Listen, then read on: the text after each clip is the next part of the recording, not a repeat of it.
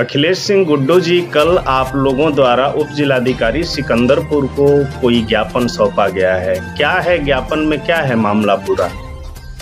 ये सबसे पहले तो मैं पत्रकार बंधुओं को बधाई देता हूँ कि क्षेत्र की जो सच्चाई, जो अवैध काम हो रहा है उसको लोग उन्होंने पेपर में छापा और उसके लिए मैं बधाई देता हूँ। जो सही हुआ वो छापे। और हम लोग ज्ञापन दिए कि क्षेत्र में अवैध जो इंस्पेक्टर साहब जो अभी रात में इनका ट्रांसफर हुआ है जी, इनके क्षेत्र में खौफ थी और ये खुद अवैध काम कराते थे। शराब से लेकर और बालू खनन हो, चाहे स्लाटर हाउस हो, चाहे ये भू माफिया हो, और जो भी अवैध काम है इनके मर्जी से होता था इलाके में, खुद करवाते थे, उसमें लिप्त रहते थे। और हम लोगों ने इसी के खिलाफ एसडीएम साहब को मुख्यमंत्री लेटर बना के ज्ञापन दिया।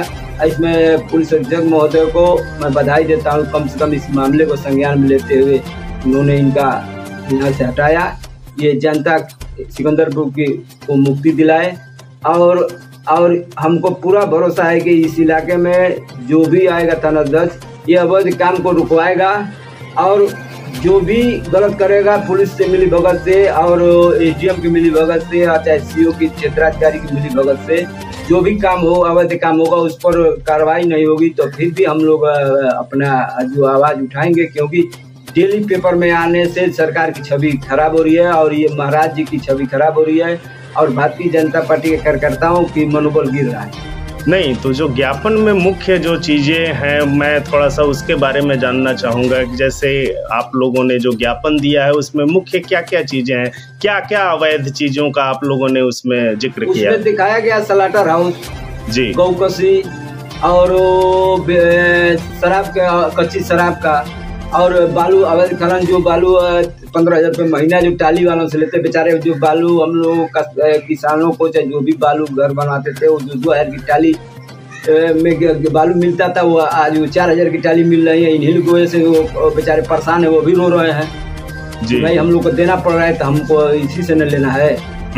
तो हम लोग इसी को लेकर हम लोगों ने एसडीएम को ज्ञापन दिया और इसमें जो भी लिप्त है ये कतई बर्दाश्त नहीं होगा। जो भी अवैध काम करेगा, जो महाराज जी की सरकार को बदनाम करेगा, वो अधिकारी पक्ष से नहीं जाएंगे। ये पूरा हम लोग यम अपना मना लिए हैं मूड भारतीय जनता पार्टी कार्यकर्ता कि ये कतई बर्दाश्त नहीं होगा। ये भी हम जान रहे हैं कि ये समाजवादी पार्टी की, हमारे ही पार्टी के लोग हैं जो मंच पर जय श्री राम जिंदाबाद बोलते हैं और पूज्य जोगी जी की जिंदाबाद और मोदी जी का जिंदाबाद बोलते हैं और समाजवादी पार्टी को वोट दिलाते हैं। वही बी टीम सारे इलाके में अवैध काम हो रहा है।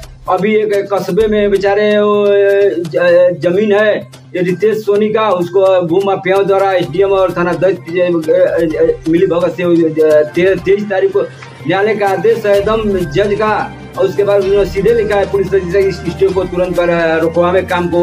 उसके बाद भी 23 साल तक बेचारा काम चल रहा था। तो आखिर जमीन पर कोर्ट द्वारा स्टे है, इसके बावजूद भी आप कह रहे हैं कि वहां पर काम हो रहा है, तो आखिर ये किसके बल पर और किसके मिलीभगत से हो रहा है? ये मिलीभगत है, हमारे ही पार्टी के नेता जो बी टीम वाले काम कर रहे हैं, समाजवादी पार्टी को लोकसभा में वोट दे, वही लोग वही जमीन। आज तक आजादी के बाद टाउन एरिया में कोई कड़ाई जमीन कोई चेयरमैन हुआ नहीं छुआ, चाहे जो भी गरीबों का जमीन है जो सरकारी हो चाहे निजी जमीनों पर धावा बोल रहे हैं। इन लोग का यही मिशन है किसी तरह कब्जा करो और करो।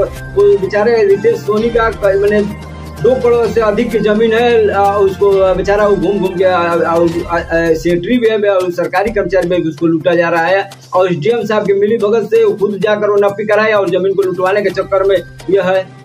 एक यही हुआ है, घटना हुआ है आज भोर में। शराब बनवाने वाले ले गए लोग कच्ची शराब बनवाने के लिए। ये विनोद गोड़ है, बिहार के, हमारा इलाके के बिहारा गांव है, और विनोद गोड़ और पिता का नाम छबिला गोड़, उसकी उम्र करीब 40 साल है और वो दारू बना के भोर में आया वहाँ, उसके बाद उतर गया, पी के गिर गया और बनवाते थे लोग तो कच्ची शराब। तो आए दिन घटना हो रही है, इस पर बंद नहीं होगा। कितने लोगों का जीवन खराब हो गया, मर गए लोग, कितने किडनी फेल हो गई, कितने लोगों को डूब कर मरे, कोई उसको मार डाला। जी जी। अभी ये घटना भाटी में हुई, जो उसमें असली मुलजिम थे वो बच गए और जो महिलाएं नाजायज गई उसमें जेल। खाना पूर्ति कर दिएगा। आपने जो आप सभी ने जो ज्ञापन दिया है, अगर उस ज्ञापन पर हाल फिलहाल अगर कोई कार्रवाई नहीं होती है तो फिर आगे का आप लोग क्या करेंगे? आगे का क्या प्लान है? देखिए, हम लोगों को पूरा भरोसा है कि माननीय जिला अधिकारी महोदय पर भरोसा है कि उन्होंने जब हम लोग को ज्ञापन शुरू में पेपर में बयान दिए जब, तो उन्होंने संज्ञान में लेते हुए आबकारी विभाग की टीम भेजकर और तुरंत यहाँ तोड़ फोड़ कराया। लाखों का शराब के ड्राम टूटे। और ये जो थानाध्यक्ष गए हैं, ये गाँव में जाकर कह रहे थे कि जाकर आप लोग भी पत्रक दीजिए कि ये गलत है, हमारे गाँव में दारू नहीं बिकता है। और हमारे इलाके को एकदम बसवा दिए हैं। कोई ऐसा गांव नहीं है जहाँ कच्ची दारू न बिकता हो और नौजवान लड़के बर्बाद हो रहे हैं। आए दिन अपने घर झगड़ा करके पी के आकर और घर परिवार में झगड़ा भी कर रहे हैं और अपनी जान भी दे रहे हैं, मर रहे हैं। इसके लिए मैं पूरा भरोसा है नए वाले कप्तान साहब पर और जिला अधिकारी महोदय से कि ये इस पर अंकुश लगाएंगे और जितना ये भ्रष्टाचार सिकंदरपुर इलाके में है ये बंद होगा। और नहीं बंद होगा तो हम लोग इसके आगे, अगर जो नहीं बंद होगा तो इसके आगे हम लोग फिर अपना धरना प्रदर्शन करेंगे और जनता सड़क पर उतरेगी।